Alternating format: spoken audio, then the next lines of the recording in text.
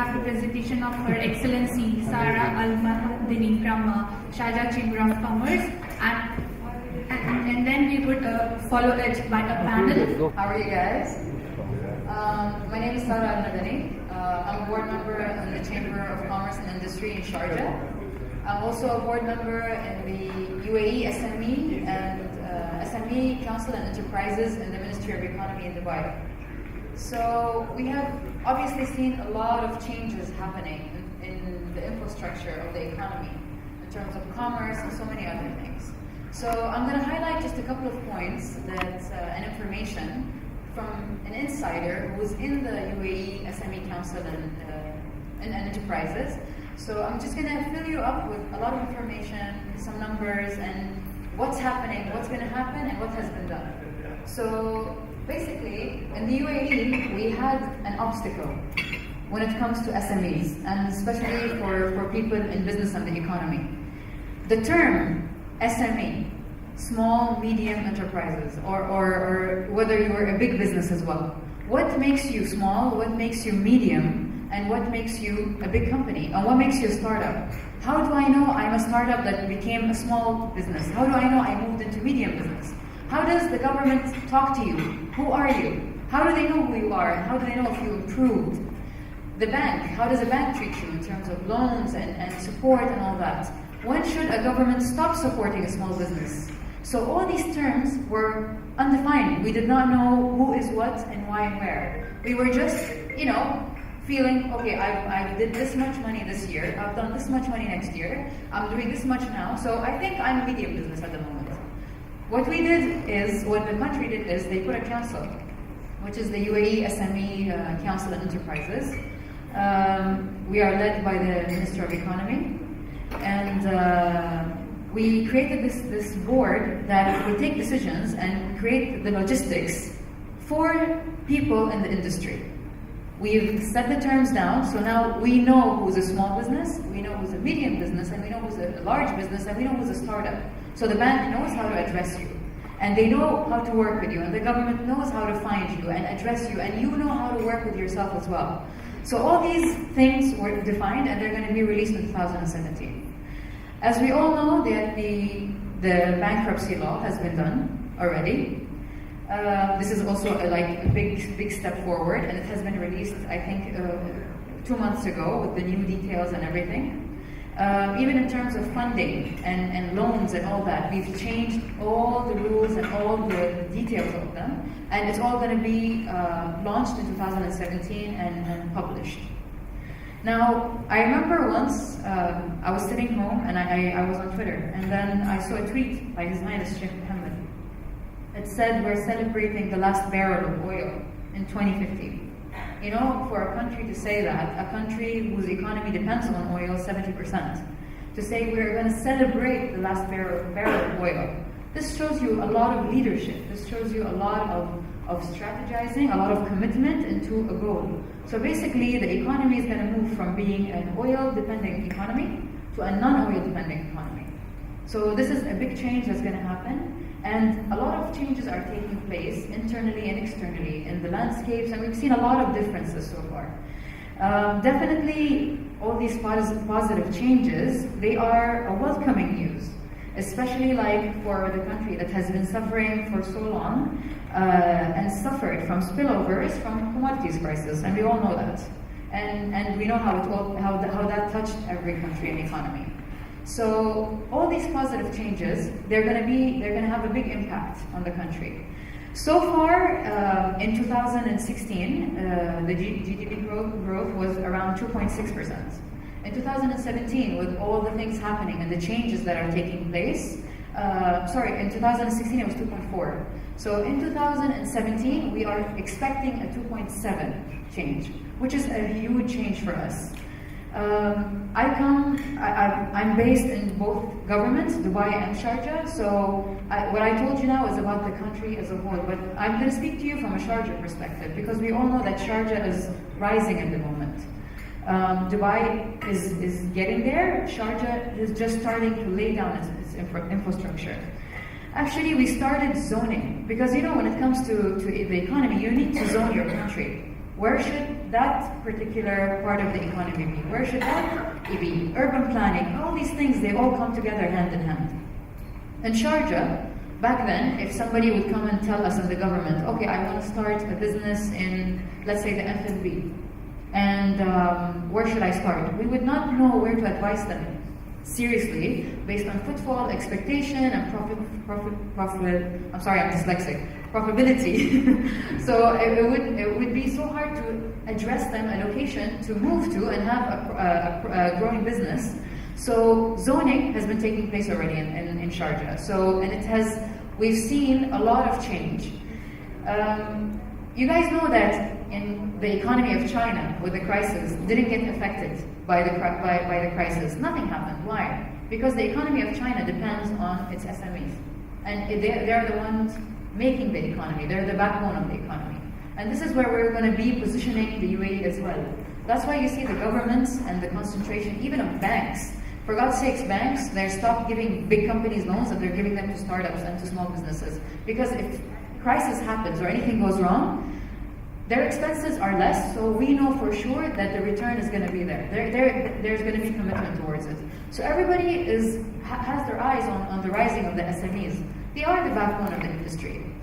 In Sharjah, for the past, let's say in 2013, we started endorsing and we started pushing and empowering startups and SMEs to join the industry, and we created a platform and we've done so many activities for them. We've seen a double-digit change in the GDP of Sharjah after doing that. Now, come on, that's huge.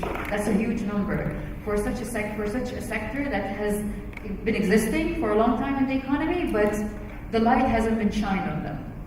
So all these changes are taking place, and hopefully in 2017 you'll see all the new rules, all the new I was amazed when we sat down and took these decisions. You'll see a big change in the economy.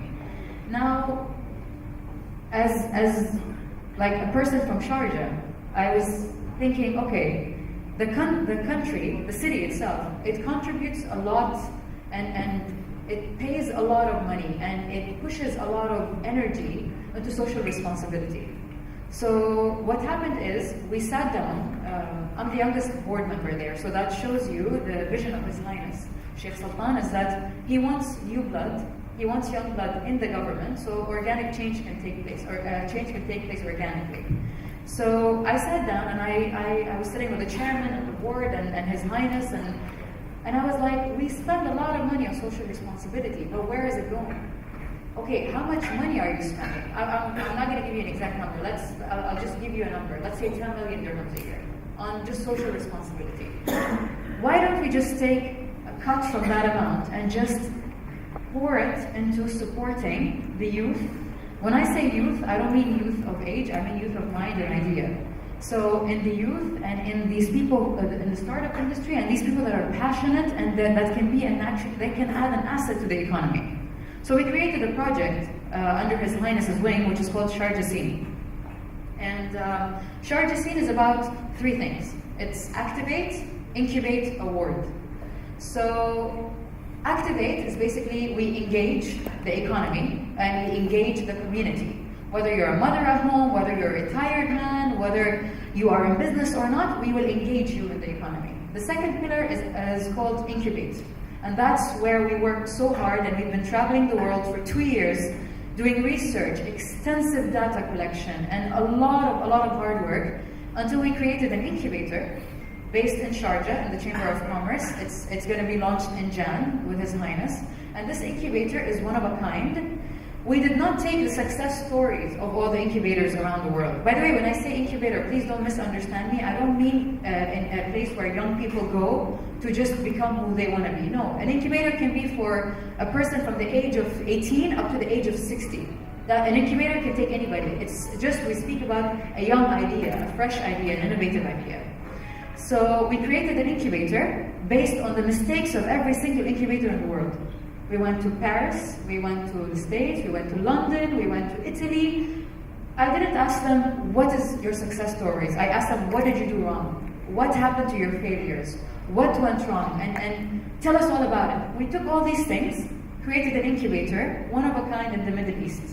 The first incubator that accommodates locals and expats, not only locals, and expats together, and supports them fully from A to Z. So we give free license, free offices, free access to facilities, free access to our database. We create a market for you. For example, if you are in the metal industry, we are going to give you an access to all our database, so all our database can work with you. And so far we have 72,000 members in our database. You know that when you have a license, you need to register it in the Chamber of Commerce. Not in Dubai though, in Sharjah. So we give you all that access and much, much more. Free consultation, free accountancy services. When you finish your cycle, which is 2 years, you get a certificate that says you've been trained by the best people. Now, that's Incubate. Last is Award. Award is where we tell everyone who's been, part of our economy. We want to tell them thank you for everything you've done, for the movement you've created, and for being who you are in the economy of the city itself. Now, our hashtag or our slogan for this initiative is One City, Lots of Soul. Why? Because we believe that the economy is not just businesses, it's humans. It's not companies, it's people. So we are there to push people and to help people be who they want to be and create what they want to create and become a big, big part of the economy. Now, when we created this initiative, nobody believed in it because it needs a lot of money. It's a non-profit organization, and all we're going to do is just pour money into the economy to make it better and to grow it. So it took us 2 years to get an approval on this, and it launched already. It launched in February. So far, applications are starting. So if anybody's interested, please, the details are there. We sat down, and then I said, okay, so if I want to position Sharjah in the world, or let's say in the Middle East, what can I position Sharjah as? The hub for startups? No, I mean, Egypt is good, you have Jordan is good, you have India is good, there's so many countries. What can I position Sharjah as? Now, if I'm going to speak about the benefits of Sharjah is affordability. Sharjah is very affordable compared to the other Emirates, number one. Number two, geographically speaking, we have 2 ports that are positioned in a very prime location for export and import. And a lot of like most of the country concentrates on those 2 ports. This is another thing, another benefit. Now, I sat down and I was like, guys, we need to position it somehow, somewhere. And then we've done a lot of study. And this is backed up by data. Sharjah, within the next 4 years, or 4 to 5 years, can be the digital hub of the Middle East. So we are concentrating on tech. Definitely, we all know how tech is taking over. I mean, the leading example is Uber. They're controlling half of the cars around the world. They don't even own 1 car. Airbnb, they don't even own 1 apartment. So the future of tech and how tech is changing our lives and how important it is, it's undeniable. Everything is now easy. You use a phone to do everything you need. So what we decided to do is to move Sharjah to that direction. Now the incubator incubates any kind of business, but we are creating a hub for tech. And we are pouring a lot of money, we're pouring a lot of studies on that as well. Now, we want to promote tech, so therefore we need to build partnerships with partners in the tech industry. So far, our partners in this initiative are Twitter, we have Forbes Middle East, we have LinkedIn, we have a company called Formatech that does a lot of consultations and a lot of studies and that. And we have a lot of partners on the pipeline. We've signed with 3 governments already. And we've created our own, usually when governments create initiatives, what we do is we travel abroad, borrow a system, and then bring it here. Here, we've created our own system based on our own economy, and we can easily, it's flexible to change and easily work with. So this is what we came up with, and so far we have a lot of governments from outside in Europe who are calling us to borrow that system already, which shows us that we've made it. Now, why is His Highness concentrating on this? Because this is the future. SMEs, the startups, are the future of our economy. We're giving a lot of support, and the hardest part is building a relationship between the people and the government, because you know how people look at the government, that the government only wants to take their money. So when you say, oh, the government wants support, they go like, what's the catch? So we are trying to break that barrier and to build a relationship between the government and the people and tell them, we want to support you. Whether we make some money out of you or not, it doesn't matter. It wouldn't change our economy. It wouldn't even affect our income as a government or anything of what we do or our strategy. So we are definitely investing in the people. And then we decided to do something which is extraordinary. We're like, listen, let's give 4 spaces in the incubator to 4 people from the MENA region. So we're traveling to different countries in the MENA region, selecting 1 person in the tech industry, moving them to Sharjah, paying for their whole life for this 2 years, accommodation, petty cash, and we're giving them everything they need to just stay with us in the incubator for 2 years, to add value to the people who are incubated, number 1. Number 2, to intimidate those people that are incubated to do more, to build competition, and much more. So, and we've been in talks with so many big organizations, big incubators around the world, and the MENA region. We might open up for 2 more positions from the world as well. So, this is what we sit every day in the government, in the Ministry of Economy, and we speak about. How can we invest in the people so we can grow our economy? Because it's a circle, it's a cycle. You help, you add, you help, you add, and this is just like it's a reaction-action thing. So we've been spending a lot of time for the past 2 years with the Ministry of Economy, with the Chamber of Commerce, trying to find a way to support the youth in mind and in thoughts, not only age, and how to support them in different ways. So, and as I said, we are positioning Sharjah as the hub of tech in the Middle East. So this is our vision that we're working on and we're moving towards. Then we said, okay, fine, let's take it up to another level. So we met 6 investors and we told them, and I'll tell you something, I don't know if you guys are familiar with Shark Tank. You guys must watch the show. I mean, I'm addicted to it.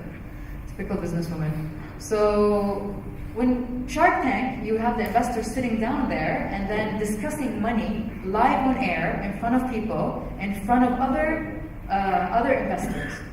We realized that Arab investors and investors mainly in the Middle East, they don't like to talk about money in public, and they're shy. They don't want to be known to doing that.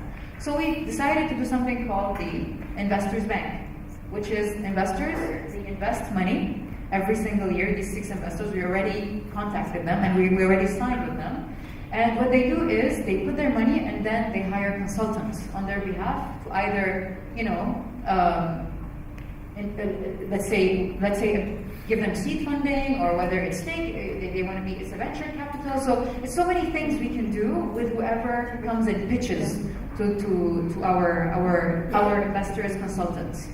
And that's going to be launched next year I think in June, sorry, it's going to be launched.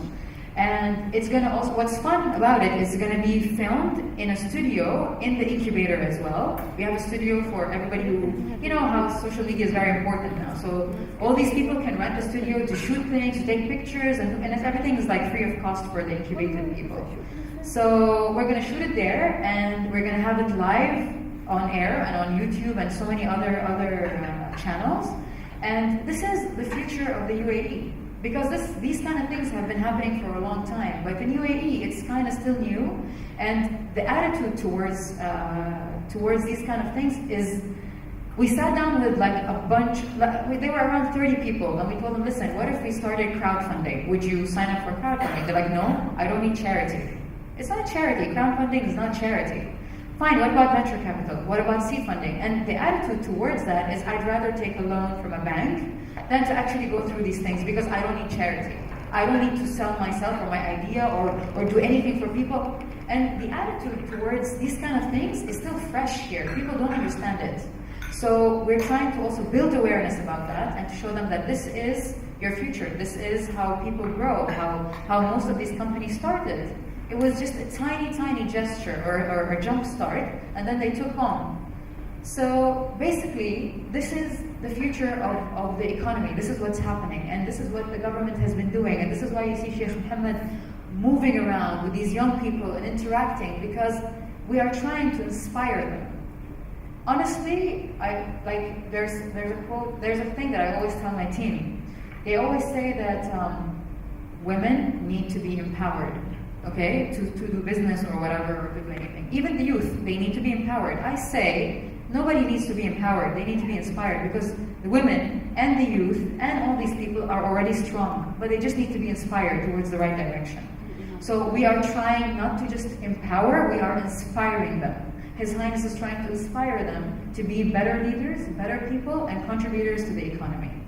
So thank you so much, and it was a pleasure.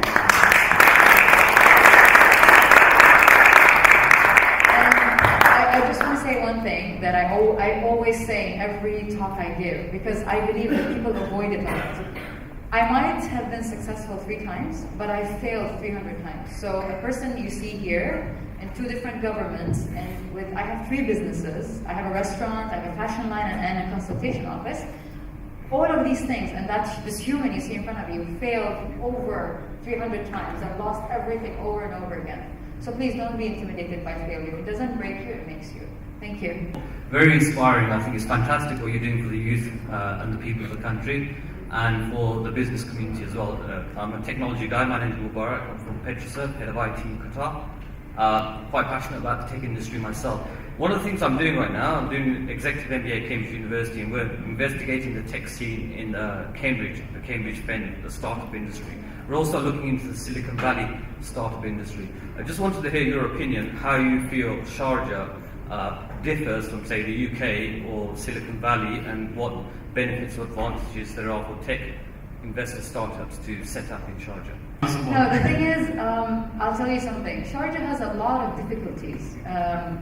Definitely in the UAE, we're all just one country, right? But then, undesirably, by force, from nature, competition happens. Although we have one goal, which is to make the country the best, the UAE. But then, it just organically competition starts between each city, but not unintendedly. So, for Sharjah, it's harder because, first of all, where it's positioned in terms of city, okay?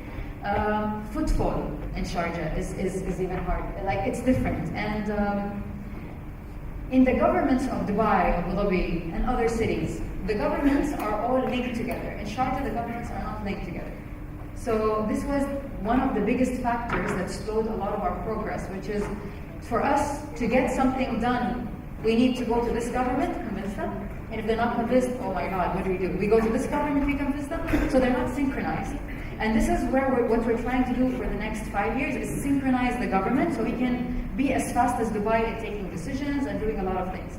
But to be honest, with this difficulty that we have, we've done wonders. Like in the past 3 years, I don't know if you guys are familiar with Sharjah, but I have inside statistics and numbers that I know. We've seen wonders happen. So it is a struggle, but we are proving ourselves. And as I said, in the next 4 years, we are working on creating an image for Sharjah that can exist based on data, that Sharjah can be the hub of technology in the GCC, in the Middle East. Because of affordability, it's close to Dubai, it's not far from Dubai, it's cheaper, affordable, as I said, positioning in terms of so many things. It's just, I think it's the future of tech, because for people who do tech, all they need is like a place to be in. You know, like by the way, get his number, we might get him involved with this, yeah? He seems like a smart one. So, Thank you. You're welcome. When it comes to tech, all they need is a space. And right now, everywhere around the UAE, to get a space, you need to pay. So what we're going to do is give them the free space for 2 years and call upon all the tech people to just come there, sit there, and just establish themselves.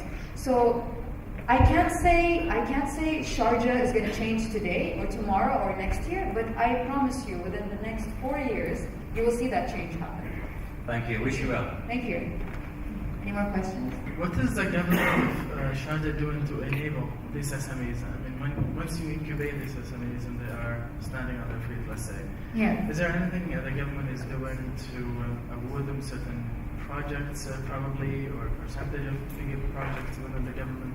Yeah, let's say this table is a group that has an incubator and they are, let's say, architects, okay? This group, they're into the metal industry.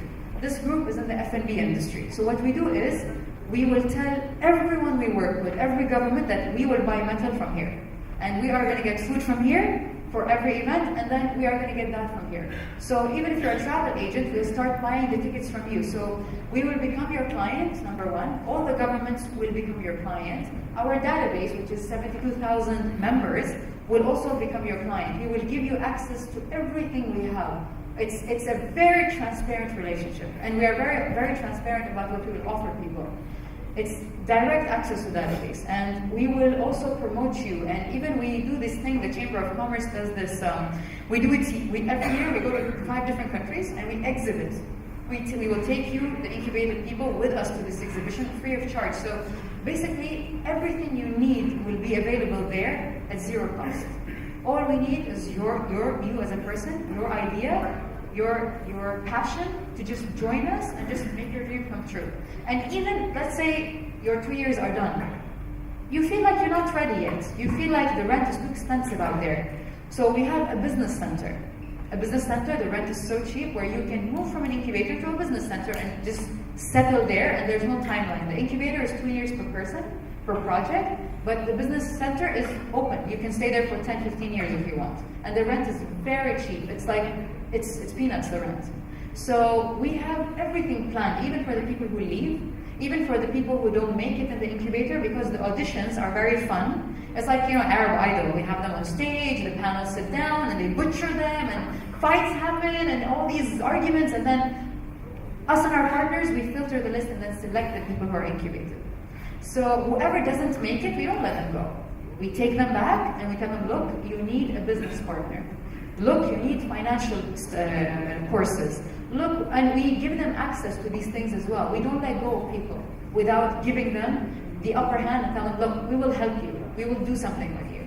And by the way, you don't need a business plan to enter the incubator. If you can't make one, we'll make it for you. So there is no excuse for anyone not to just take advantage of this opportunity, because I think 50 places are getting filled really fast.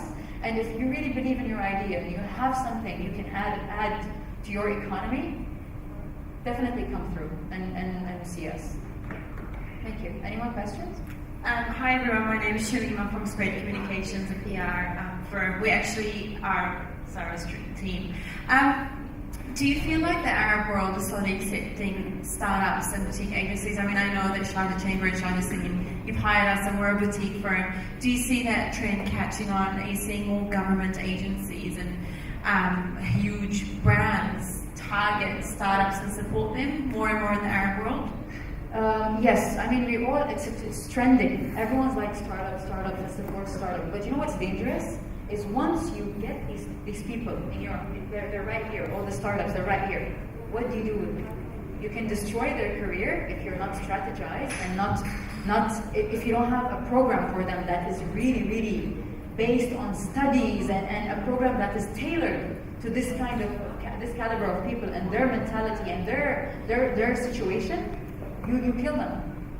It's a weapon. Whatever we have, even this incubator, it's a weapon. Once they're all inside there, if we don't do the right thing, we destroy their careers, we destroy their dreams, we destroy our vision. So that's why I realized a lot of people are starting incubators and programs and everything, but they're very commercial. Basically, just because this country is doing it and they bought it from this country, so let's buy this program for 500,000 and just let's get it here and just let's say UAE got it. I've seen a lot of people do that. That's not how you deal with people. That's not how you create leaders, how you create impacts in the economy. You need to tailor things based on your people, based on the person, what they need, their ideas. So yes, it's trending, but sadly, some places it's trending in the wrong way. We know when it's a trend, everybody wants to wear it. This is what's happening. But we are not wearing it, we are trying to make it, And honestly, the biggest mistake people do is to tell these people how to do things. That's the biggest mistake. Don't tell them. You need to show them how to do these things. And this is what we're going to do in Sharjah Scene. We're showing, we're not telling. So basically, this is what's happening. And as I said, it is trending. You can see everyone's talking about startups now. So many companies, so many things happening. But I'll tell you something. These startups are not only the game changers of the economy, but they're going to create a lot of jobs for people. So it's opening to different sectors, different needs, different things. So even I, when I sit down with even locals or non-locals, and they have startup companies, I say give jobs to young people, give jobs to these, open opportunities. Don't just hire labor based on like, oh, I'm going to get labor who are very cheap, and no, give opportunities to the people who are graduates sitting here waiting for jobs. And right now, what we realized is when a person has masters, it's actually a weakness nowadays. You can't get a job if you have masters, you're overqualified. So please, private, government, I always say that when we sit in meetings, the private sector, the government sector, the public needs to create those opportunities for the people. And honestly, even if they're overqualified, take them. They will be a change, they will be an asset to your company.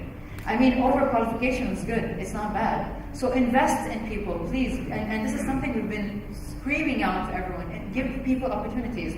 We have so many people with masters sitting down with PhDs because people are just looking for something more affordable. No, take people as they are, take them with their creativity, with their passion, with whatever they have to give. Don't let them intimidate you with their certificates or create that factor that they might take over or they're smarter, because I realize a lot of companies, they're intimidated. I'm not going to take them because they have masters. It's fine. Just if you want to create change, you need to give people the chance to grow, because when people grow around you, you grow as well. And this is very important. Any more questions? Sarah, thank you very much. This is very Put your inspiring. hands up. Okay, two, go on. Oh, you can't see because of the light in your All eyes. right. Sarah, I have a very simple question. So, if I have an idea, can I sign up to your program, or I have to have an idea and some capital to go with it? No idea. I told you, we have the investors who will pitch in, you can pitch to, twice a year. But when you're in the incubator, we'll give you the space, so no rent, zero, the license, and the cost of the logistics to run a business is zero. We do it for you. So you have an office, you have the license, it's you, your marketing, your tools, you do everything, but we will get your clients as well. So we'll create that for you. So you can come with a simple idea, a beautiful idea, it's innovative, and we'll take it. And doesn't have to be in any sector, something... Anything. Okay. Even for people in the food industry, we have a huge kitchen, in-house kitchen in the chamber that can accommodate a lot of people who are in the F&B industry. So we've thought of everything. You can come with any idea. Okay, I'll take your number. Thank you. You. Thank you for your inspiration. A lot of business owners, I work extensively with business owners, a lot of young people with great ideas, they have little money. Yeah. So they get a bit of funding from their parents and little Yeah. from here and there. They get onto an idea and it doesn't work out while it goes through the motions. And that's when they lose heart and the thing falls apart. And it's not just the falling of the entrepreneur, it's also the idea. Of course. So my question is, for people like that who've got a great idea and they think they can subscribe to somebody like yourself, how do they get across their idea and get it incubated and be handheld through the entire process?